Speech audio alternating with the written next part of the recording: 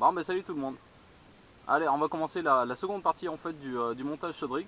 Donc avant ça, vu que la matinée est déjà bien entamée, donc je vais vous montrer d'abord l'amorce et puis après on verra une fois que les cannes seront posées comment on réalise en fait le chaudrig en lui-même. Alors aujourd'hui, comme amorce, je vais utiliser quelque chose d'assez traçant pour essayer d'éveiller en fait le poisson, d'essayer de l'attirer relativement, de relativement loin. Donc je vais utiliser des particules et des matières solubles. Donc du babycorn. Donc ça va attirer vraiment tout type de poisson, les gardons, les petits carpeaux, les trucs comme ça. Et puis normalement la carpe devrait arriver pas bien loin derrière. Donc alors une bonne part de babycorn, de la farine avec un petit peu de pelé à l'intérieur.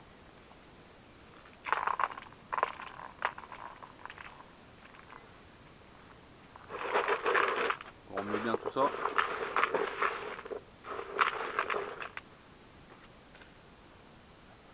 Du chènevis en grains. Donc là c'est pareil, c'est vraiment fait pour attirer le poisson sur la zone et le faire fouiller pendant un bon paquet de temps. Donc sans le rassasier, sans rien du tout, avec avec deux chaudrigues par-dessus l'amorce. Vraiment pour jouer sur l'effet leurre en fait. Donc vu que le montage va être légèrement décollé du fond, les poissons ils vont se nourrir en picorant par-ci par-là. En fait ça va être vraiment l'effet leurre en fait. Et normalement ça devrait fonctionner si le poisson est sur la zone. On va essayer de faire quelque chose. Et pour finir en fait, de l'asticot.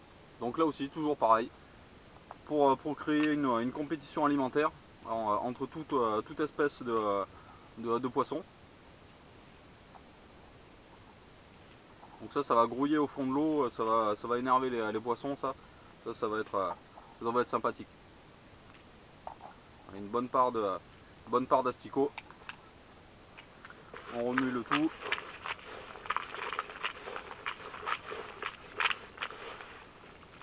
Voilà, déjà là ça crée une amorce qui est quand même rien qu'à elle-même, là elle se suffit. C'est vraiment attractif. Avec la farine, ça va produire un genre de petite colonne entre les deux eaux. Là j'ai un petit peu de vent qui m'arrive quasiment de face, un petit peu de côté. Donc on va essayer de voir si les poissons sont réceptifs à ça. Et pour terminer, un petit peu d'eau pour lier le tout.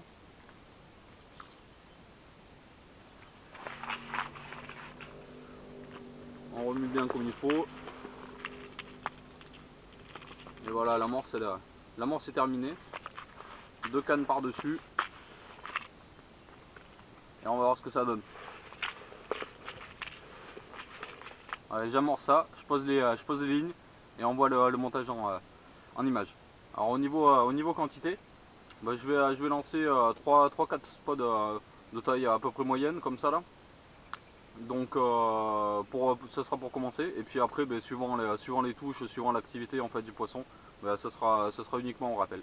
Ok, alors voilà, c'est amorcé, les lignes sont posées et tout, donc maintenant l'attente commence.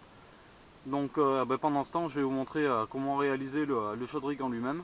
Donc le petit bas de ligne. Donc rien de bien compliqué, vous allez voir. Donc il faut un émerillon à anneau. Donc alors soit vous pouvez prendre un classique et tout qui se rentre dans un clip long, ou soit un plus petit. C'est vraiment personnel. Moi perso j'utilise un émerillon à anneau qui se clipse dans les clips longs. Comme ça au moins ça évite d'en avoir 10 000 sortes. Un hameçon à œillet sortant. Parce que vu qu'on va utiliser quand même du fluorocarbone, c'est un matériel assez rigide. Donc ça va se présenter correctement grâce à l'œillet sortant. Et un micro anneau. Donc ça va servir en fait pour relier la bouillette sur le dé en fait du chaudrig. Et du fluorocarbone. Donc la particularité en fait c'est que c'est invisible dans l'eau et c'est quand même relativement rigide, donc on va pouvoir le manœuvrer comme on le souhaite. Alors étant donné que je vais utiliser un tout petit hameçon, là c'est un taille 8, il n'y a pas besoin d'avoir des gros hameçons et tout, vu que c'est une neige flottante et tout, ça marche très bien avec des petits hameçons. Donc là c'est un taille 8, donc étant donné qu'il est vraiment tout petit, c'est vraiment galère à montrer en vidéo, donc j'ai pris la taille un petit peu plus grosse. Alors j'ai fabriqué ça et tout là avec du fil de fer et tout là. Comme ça j'ai pris un bout de fil et vous allez voir c'est super simple à réaliser comme nœud. Donc alors on prend son hameçon à œillet sortant, son fluorocarbone. Donc on commence par faire une boucle. On présente l'hameçon dessus. Et là on va faire 3-4 tours en prenant l'ambre de l'hameçon ainsi que le fluorocarbone.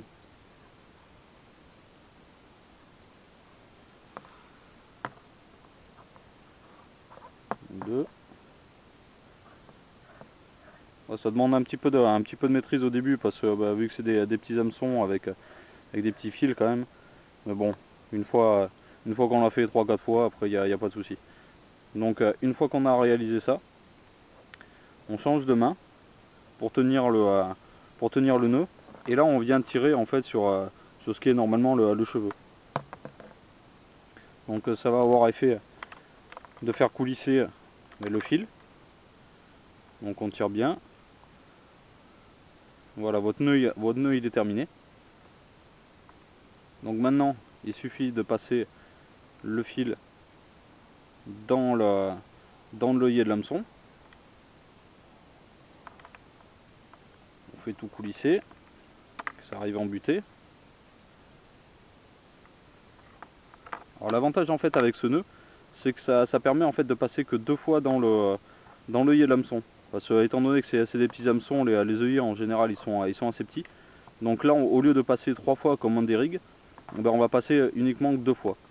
Donc là on a fait passer ce qui va se raccorder à l'émerillon. On prend son micro anneau, on le fait passer dans le bout qui reste, et ensuite dans l'œillet de l'hameçon encore une fois. Donc là ça va créer le dé. Donc il ne restera plus qu'à couper l'excédent et à le brûler au briquet en faisant attention pour régler en fait pour régler le dé. Donc pas besoin de le faire super grand, relativement proche en fait du nœud, et ça fonctionne très bien. Alors une fois toutes ces étapes terminées, donc il ne vous restera plus qu'à relier le petit bout de fil à un émerillon. Donc là c'est pareil, hein, je prends un œillet, mais bon c'est juste pour montrer. Donc là le principe, soit vous allez faire un nœud universel. Donc comme d'habitude, hein, on passe à l'intérieur, on fait 2-3 tours et puis on repasse dans la boucle. Donc soit vous pouvez utiliser cette méthode, ça marche très bien. Ça demande un petit peu de pratique et tout parce que bon, étant donné que il va pas y avoir énormément de fils, c'est pas super pratique, mais bon, c'est pareil, hein, en faisant ça soit à la maison ou même au bord de l'eau en attendant les touches, c'est pas un souci, hein, même si on galère pendant 2-3 minutes, et ben c'est pas grave, le tout c'est que ça soit bien fait. Donc il y a soit ça, ou soit il y a des petites choses qui s'appellent des sleeves. Donc en fait ça le principe, ça va être de le faire passer à l'intérieur des deux côtés. Ça va créer une boucle. Par contre le problème c'est qu'il va falloir une pince exprès pour sertir en fait les deux brins de fluorocarbone sur le sleeve. Donc ça fonctionne, tout fonctionne très bien.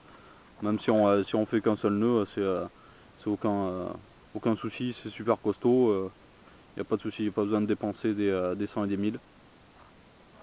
Et puis voilà, votre nœud il est terminé, votre bas de ligne est terminé. Donc logiquement, normalement à la fin ça devrait vous donner ça. Donc là c'est avec un petit sleeve. Mais bon, ça fonctionne très bien comme j'ai dit avec un nœud classique, hein. Donc une toute petite boucle avec le micro anneau qui est dessus. Et là, grâce au fluorocarbone, en fait, on va pouvoir créer une courbe. Donc le montage va se présenter plus ou moins comme ça, avec une belle courbe qui va être vraiment très agressif. En fait, la pointe de l'hameçon va être parallèle au fond, et ça c'est vraiment très agressif en fait soit sur des poissons méfiants, soit quand les poissons ils bougent très peu ou quoi. Dès qu'il engame en fait, direct la pointe de l'hameçon en fait est bien positionnée par rapport à la bouche, à la lèvre inférieure, et pouf, ça se prend direct, hein. Donc une fois que tout est fini, il ne restera plus qu'à le mettre sur le lead core. Bon, mais voilà la phase terminale en fait du montage. Donc il suffit de récupérer votre lead core que vous avez fait précédemment, une aiguille à bouillette, les perles. Donc on va en enfiler une d'abord.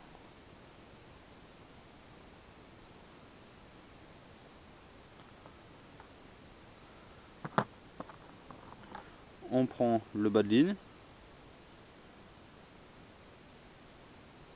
on le met dessus. On prend la deuxième perle.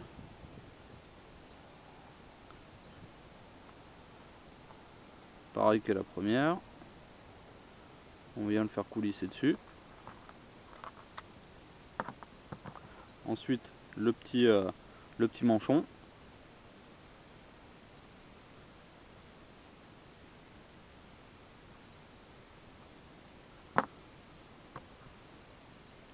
L'agrafe rapide.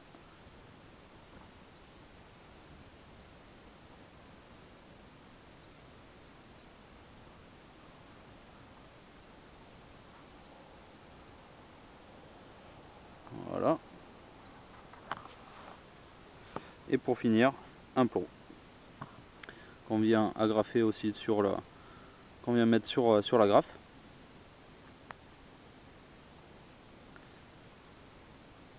Et on vient recouvrir en fait la grafe rapide pour pas que ça s'ouvre au cas où. Et voilà, votre montage en fait il est terminé. Donc grâce aux perles,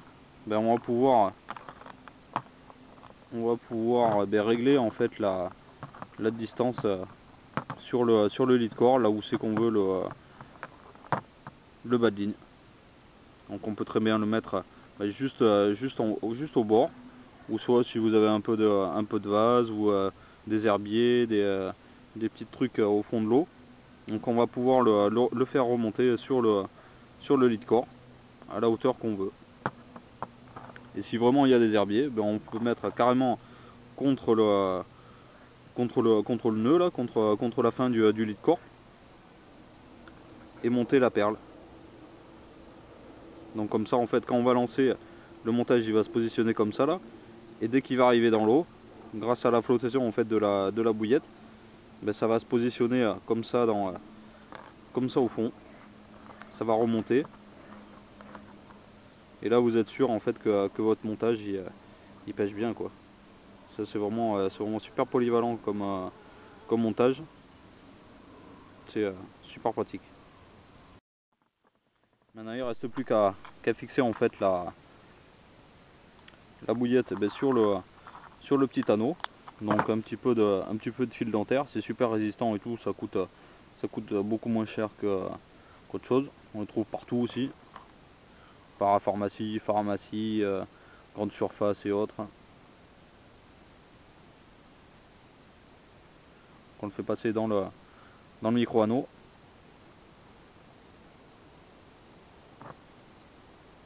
On prend les deux brins du fil dentaire, on le fait passer dans la bouillette. Et là il reste plus qu'en fait à mettre le stop bouillette.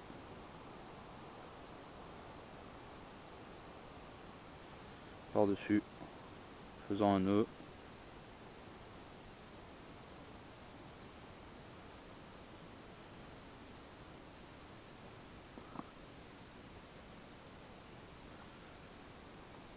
un nœud simple. Et l'autre j'ai l'habitude de le doubler pour être vraiment sûr que ça coulisse pas, que ça glisse pas ni rien, si les poissons ils s'amusent un petit peu avec.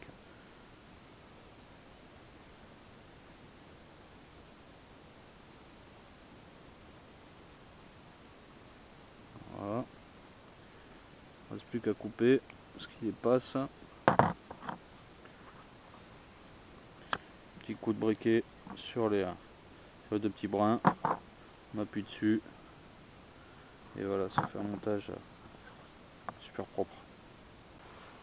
Voilà ce que ça va donner au fond de l'eau. Par exemple comme ici là il y a plein de petites feuilles, un petit peu d'herbe. Et voilà. Le lit de corps va plaquer au fond. Et vous allez avoir votre petit badline qui va être en suspension juste au-dessus de ces petits détritus. Et ça pêche super bien partout. Alors si jamais la flottaison en fait de votre appât est assez forte, mais il suffit juste en fait de mettre un petit peu de pâte plombée en fait soit sur les mérillons, soit sur le sleeve, sur le nœud. Et voilà, comme ça au moins c'est vraiment parfait. Alors, mais comme vous avez pu le remarquer, c'est relativement simple de faire ce montage soi-même. Donc ça prend du poisson pour tout, hein, ça aussi. Donc comme je l'avais dit dans la partie 1, donc on peut soit le lancer uniquement sans rien comme amorçage, soit faire comme aujourd'hui avec des spods, avec soit de la bouillette, soit des particules, des graines, tout ce que vous voulez. Ou soit on peut mettre un sac soluble direct sur le plomb. Ça se lance bien et tout, et puis ça crée une tâche de micro amorçage en fait plus attractif au niveau du montage. Et ça laissera pas indifférent les poissons, je pense. Bon, ben voilà, je crois que tout est dit. Donc si jamais vous avez des questions et autres, n'hésitez pas à poser des questions sur soit en commentaire, soit en message privé, il n'y a pas de souci, je vous répondrai. Donc maintenant l'attente continue. Donc en espérant qu'il y ait un petit peu de poisson. Moi j'étais venu il y a une quinzaine de jours de ça, la pêche était relativement difficile. Donc je sais pas ce que ça va donner aujourd'hui. Et puis on verra bien ce que ça donne. Allez, à tout à l'heure.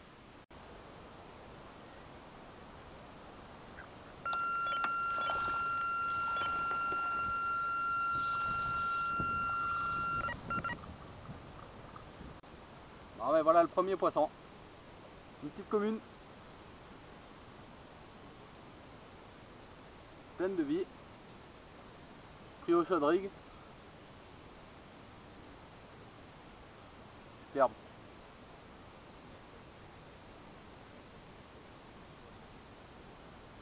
Et voilà, pris au chaudrigue. Allez, on va les remettre à l'eau.